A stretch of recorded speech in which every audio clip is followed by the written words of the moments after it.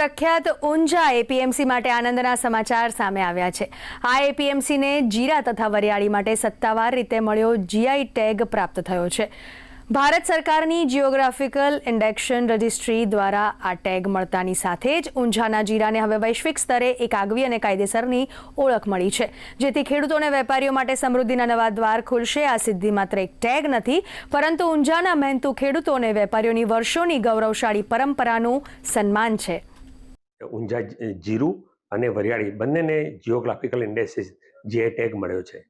જીરુની global GI tag મળવાથી એની બહારની વિશ્વસનીયતા એમાં પણ વધારો થશે। એના જે ભાવ છે, ઓરિજિનલ ટેગ સાથેનો માલ હોય તો એમાં 20 થી 30% ભાવ વધારો પણ મળતો હોય છે।